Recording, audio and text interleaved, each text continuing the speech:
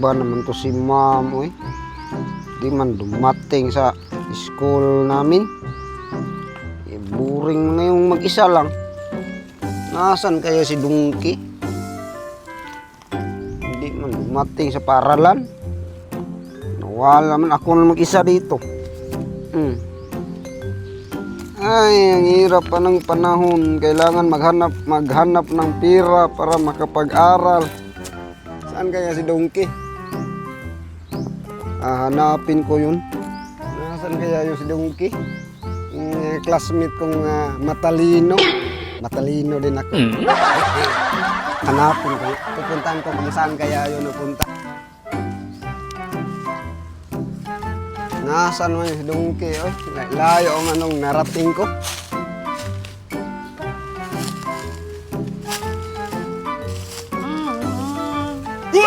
Uy!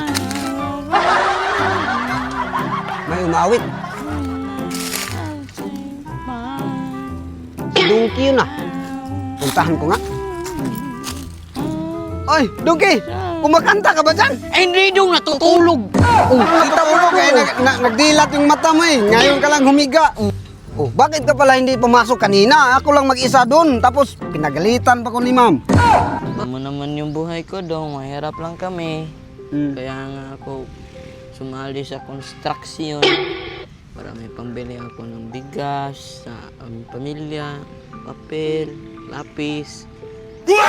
Tapos may pambili din ako ng iPhone 16 Pro Max. Hindi pin. Kaya nga dong hirap talaga ng buhay dong. Naiiyak ka ba sa storya ng buhay ko dong? Hindi. Bakit? Naiyak ako kasi may naalala ko yung sinabi ni ma'am kahapon. Ano man sinabi? Sinabi niya magdala ako ng ano ba, ng construction paper. Yung nadala ko man, yung ano man, yung gamit ko sa construction. Kaya nagalit yung si ma'am. Hindi naman yung construction paper yun eh. Kaya nga naiyak ako eh, pinagalitan man ako. Alam ko dong, nagsimpatiyak ka ng storya ng buhay ko. Hindi pala eh. Naiyak talaga ako doon sa sa story mo, pero naiyak ako ng pinagalitan ako ni Radong. Magalakad-lakad tayo doon para hindi ka nang malungkot. Kasi malungkutan yung buhay mo eh. Kaya pala pumunta ka dito, yung malaking lawak. Ano mang gagawin nito? Gawin building? May construction nga ako. Kaya nga gawin ba tong building? Oo nga. Dito ka nagtrabaho. Maglakad tayo doon. Hindi pa ako tapos eh. Magtingin-tingin ka doon, Ako magtingin-tingin dito. Baka nandyan yung foreman mo. Magtakas-takas tayo. Kailang tayo magpunta doon. Sige. Dong. Wala. Dong. Tayo na. Alam mo, Dong. Ano? Mayaman yung isang classmate natin eh. Sige sa. Yung isang classmate natin yung matalino. Oo nga, mayaman Pero yun. nakachamba. Oo. Tayo naman. Mali man yun eh. Tayo naman, magsikap tayo mag-aral para matalino din tayo. Malamangan natin siya ba? Ay, ano Ang naman kaso yung lang sa'yo, nandito ka sa construction. Kaya nga, kasi mahirap-hirap lang kami. Wala akong pambili ng papel. Kaya pala, palagi ka nahingi sa akin ng papel. Kaya nga, Dong. Ay, Wala akong pambili. wala kang pambili. Kaya nga nagtrabaho ka ako. dito para may pambili ka ng papel. Tapos may pangtustos ka sa pag-aaral. Kaya nga, Dapat natin dong i-enjoy natin yung laro ng ating kabataan. Ganun. ano mang laro ng kabataan? Kahit anong laro, basta laro ng kabataan, i-enjoy natin yung kabataan yung ganun. Dong. Tayo, Dong. Tayo na, maglakad tayo. Saan? Tayo, Doon. Pupo tayo dun. Doon tayo. Tingin-tingin ka muna, baka naspurman. Dong, dun tayo. Doon Dong. tayo. Upo tayo doon. Tingin ka dong, baka naspurman dong.